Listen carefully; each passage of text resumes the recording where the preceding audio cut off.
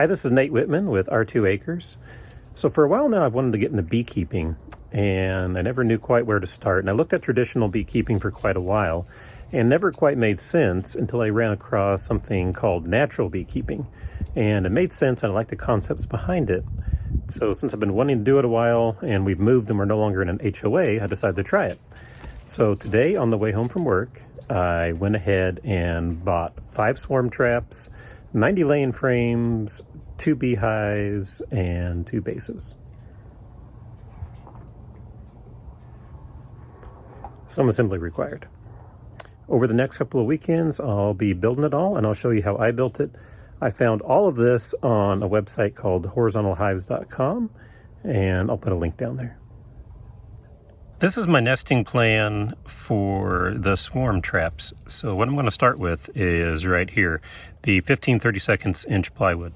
And I'm going to cut it 16 7/8, 16 7/8. We'll move it over and we'll cut it at the 13 15/16. Then since all of these are the same width, I'll cut those. So this is the plan to maximize the use of the plywood.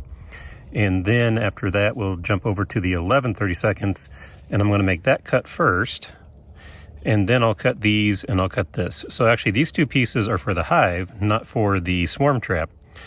But in order to use the plywood the most efficiently, this is the plan I came up with. Let's go ahead and cut those.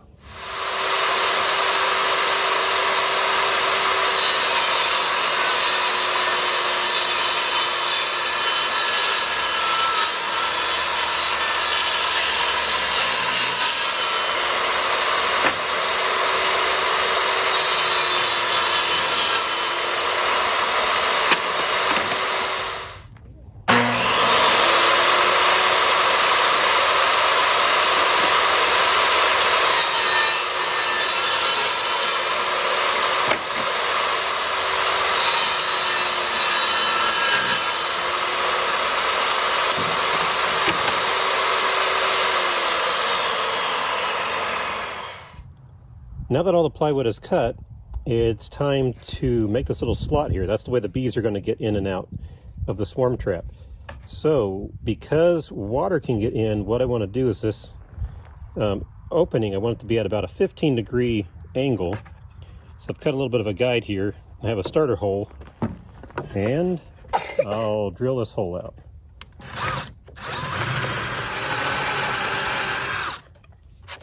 Okay, now I'll use the jigsaw and I'll clean that up.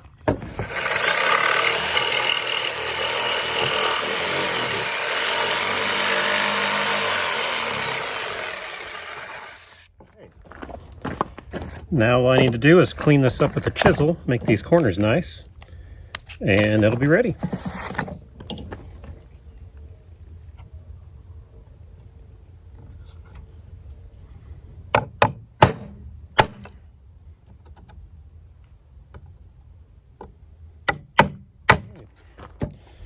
And here's our slot. Now I just have 4 more to go, and the walls will be done. Then we'll cut some rabbets in the sidewalls. So this is the little diagram I have of how to cut everything and put it together. And you can see that the sides need to have a rabbet in there. So it needs to have a 1/4 inch wide by 7/16 deep. And this is so that the frames can sit in there. And I have the saw adjusted. And when you go through, look and see, because this will be the outside, and the piece that's going to be cut will be the inside. Well, a hole like that, that will allow water to get in there and not be as watertight after we paint it. So I'm going to let this be the inside because the bees won't care. This will be the outside, so I'll cut right here.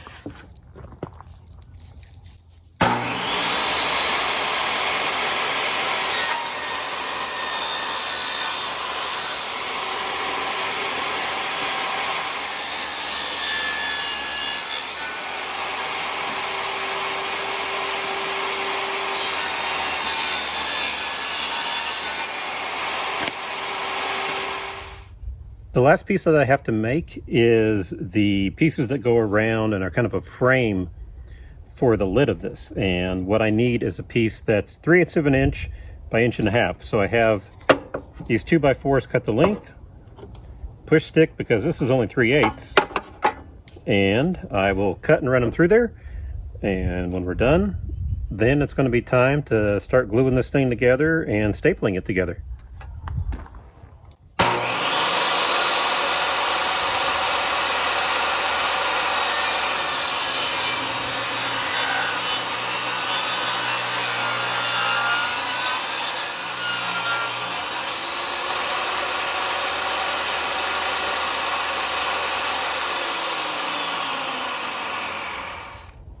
All right, well, I have all the pieces cut and I think we're ready to assemble. I have exterior glue that is also food safe after it dries. I have coffee, very important. So let's put this together.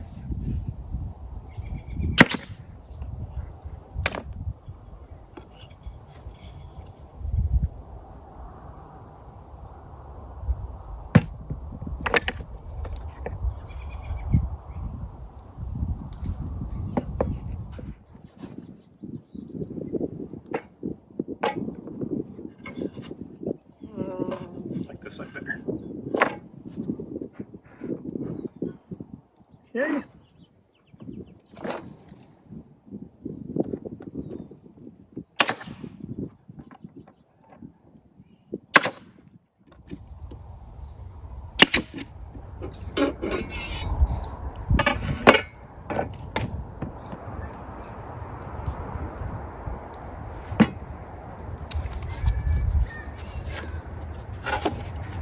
Remember when you put it on to double check, because you want the slot in here to be sloping out, so if rain hits it won't run into it, it'll hit and run out. And also you want to make sure that's on the bottom.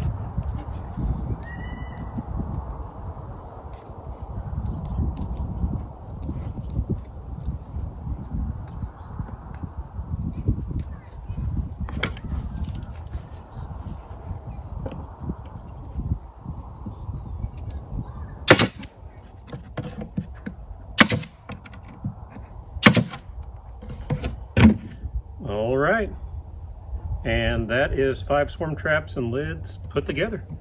Definitely goes a little bit faster after you kind of do a few of them and get the hang for it. But that should be it. And like I said, tomorrow I'm going to get with the kids. The kids can paint these and put some primer on there. Then they will be ready to put frames in, frames with the beeswax in it, and hang up in the tree to see if we can catch a swarm. Okay, well, it's time to paint the boxes.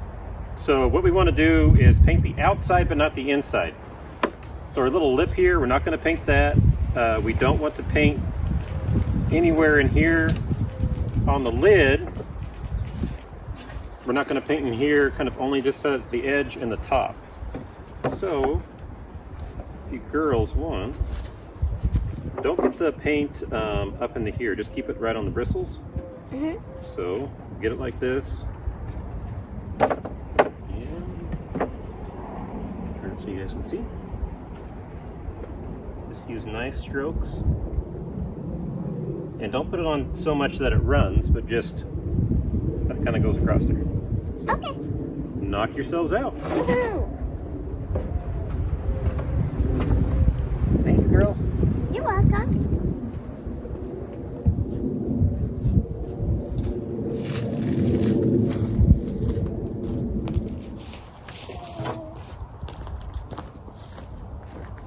How's it looking, girls? We're almost done. Yeah. Just a few spots and speckles here and there. There's a little drip here if one of you wipe that. Perfect. Those look great, girls. Thank you. We're done. Thank you. Nothing up. All right, we'll let this dry overnight, and maybe tomorrow evening we can start putting some color on these. Woohoo! I'm gonna go wash these brushes. Okay, thank you, girls. All right, it's the next weekend, and it's a little bit of a cool morning, but Chloe's going to finish painting these boxes, and we went with some colors. The idea being I might not remember the exact location that I had put the boxes, but if I go off a color, I can say pink box, yellow box, orange box, and I'll remember better of where I put them and what they're doing. So you want to go ahead and start painting, kiddo? Yeah. Remember, we're going to cover everything that's white. All right, thank you, kiddo. You're welcome.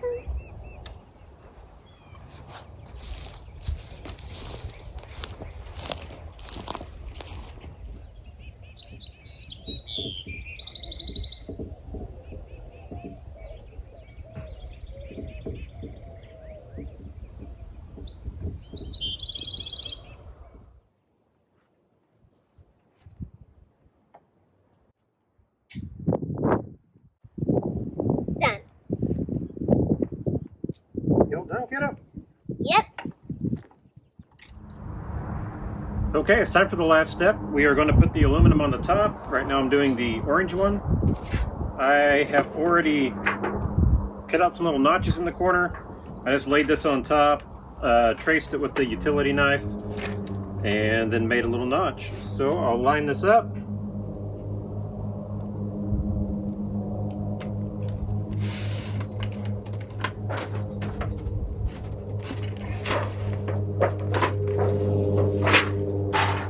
Try to get that bin started, and then so I don't crush this end, I'll put it on this side of the table. Check my lines.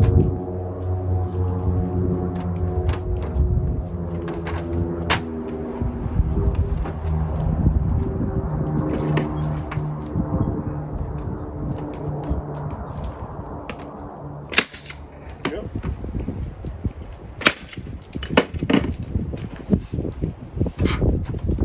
I'm just going to bend the tab over, staple that.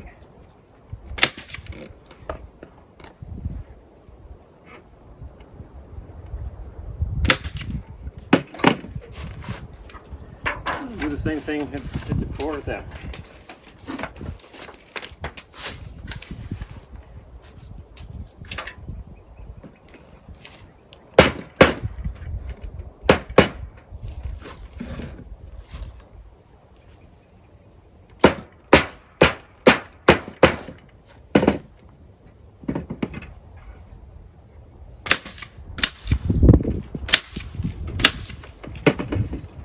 And here's our lid already.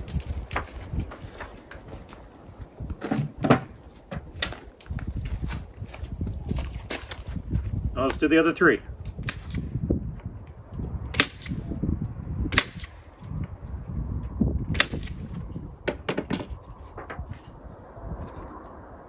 And it's all done. 5 tops done. And there are the swarm traps. They're all ready to be hung in trees.